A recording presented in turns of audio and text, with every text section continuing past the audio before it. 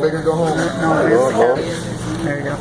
Okay, sharps right here. Sharp. So if you get the flash, but then you're having trouble advancing, There you go. I would pull the needle out, attach my syringe, and flush while I'm inserting the rest of the catheter. What is happening, guys? Archiezzle here, and welcome to another video. For today's video, we are going to be talking about the different types of medics in the Army. I am a medic. I love being a medic because I can take care of people. I can be a soldier, and pretty much I can go to every duty station because every unit needs a medic. That's why I like being a medic. But today we're going to talk about the different types of medic that I've encountered and worked with throughout the years. Again, this is not really geared towards anyone. We're not naming names or any soldier, but believe it or not, if you've encountered a medic in the Army, in the military, you've probably seen one of these. Like what I said, do not get offended. And if you get offended, just apply cold compress to the burnt area and shut the fuck up. The first one is the old school medic. This medic has been in the same unit for a long ass time. This guy is never open to the new procedures that they put out. He's always sticking to the old shit that he's been doing. I mean, it works, it's effective, but if you're in the medical field, you gotta be updating and always researching and always learning every single day for the newer and better procedures. This medic talks about all his old past experiences when he was deployed, when he had this patient, when he had a certain type of patient with a burn or some shit like that.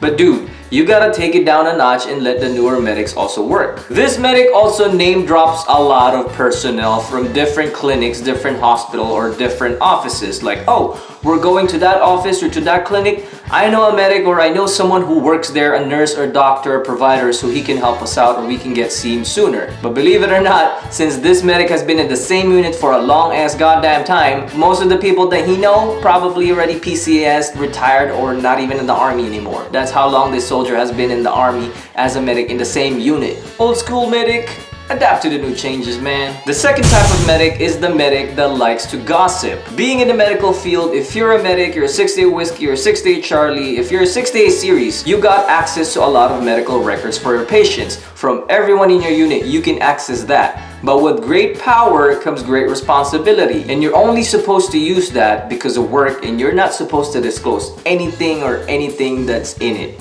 No one.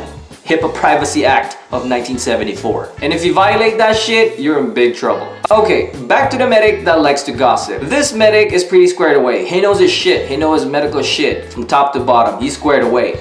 The only thing is that he uses his access to medical records to gossip. For example, he just finished the patient, he just screened him, and he's already getting seen. But all of a sudden, randomly, he would just whisper to your ear, "You know that patient, he has chlamydia." Dude, what the fuck? You're not supposed to do that. That's so unprofessional. You cannot do that. Medic that likes to gossip, get your shit straight, man, and shut the fuck up. Third type of medic in the Army is the pretty girl medic. This medic is really pretty, especially if you are surrounded by a lot of dudes.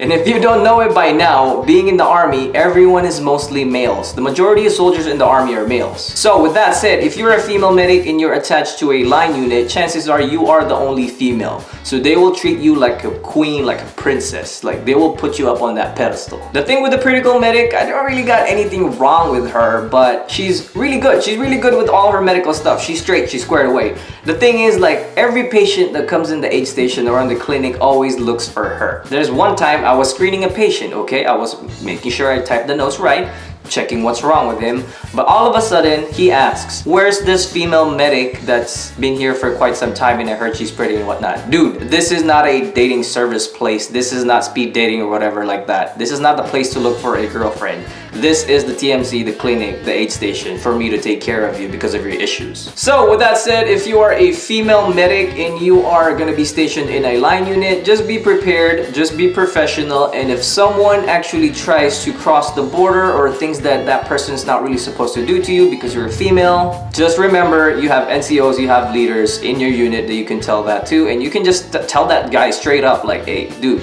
you're getting too much in my face. I don't like the way you talk to me. Is it just because I'm female? I know you get too excited because there's really no females here and I'm one of the few females that's in your unit at the moment, so please shut the fuck up." Pretty girl medic, I really got nothing for you. Well, Floor is a medic. No, fourth type of medic is the line medic. This medic is really squared away. Most of the time they're really fit, they're really strong because they're attached to the line, they're attached to infantry, scouts, artillery, and all of these combat arms MOSs. And with that said, because they're always in the line, they rarely touch patients. They mostly touch vehicles, they mostly touch the equipment, but they rarely touch actual patients. I know that's really sad, but if you are a line medic, that's probably what's gonna happen to you. And they would probably call you a medcanic because you're always in a motor pool. Instead of being a medic, you are a medcanic. That's all you do, motor pool stuff. This is the hard part though. If you've been in the line for a long time as a 6-8 whiskey, when the time comes for you to rotate into the hospital or the clinic, you are lost as shit. You're like, you can't even figure out things because you forgot how to do simple tasks like what needle size to use to give an immunization, how to use an EKG, and even how to use a simple sphygmomanometer. Even up to now, I can't even say sphygmomanometer. Am I saying it right? Sphygmomanometer. BP cuff. Line medic.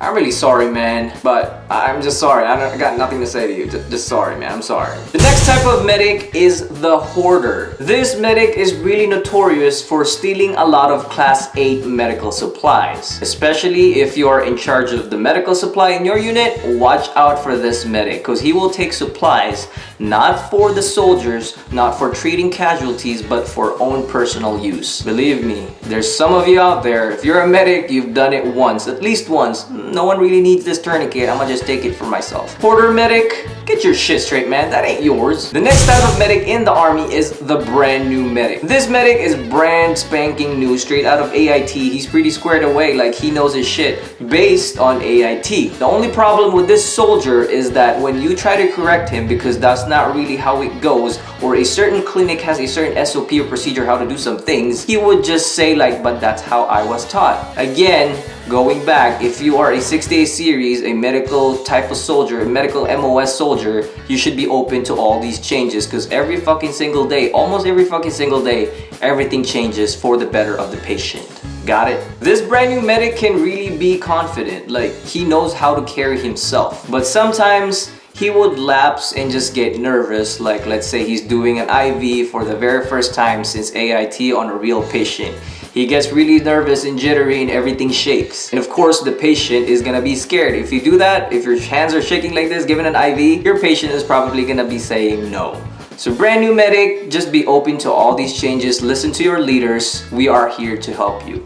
Got it? Brand new medic, just listen to your NCO, please. And lastly, we have the medic that hates being a medic. I don't know why, probably this medic just got forced into the MOS. You'll see that a lot. Like, dude, why are you even a medic but you don't like taking care of patients? You don't even care about your job. You'll see that a lot. He knows his shit, but deep down in his heart, he doesn't really care about the patients. I know it's really sad, but it happens in the army. That's why you gotta make sure if you really commit to something, even if you don't really want it, but you join the army, you gotta love your job because that is your goddamn job. You're a soldier. Whatever job they give you, you should accomplish it. You should finish it and give your 100%. All right? Well, that is it for today. I hope you like this little short list that I made for the different types of medics in the army based on my experience. Again, it's just a joke. Don't laugh, but a lot of these are real and it probably exists in your unit. So that's it for today. If you like this video, give it a thumbs up. Make sure you subscribe so you get notified whenever I upload a new video, and also check out the social media links down below.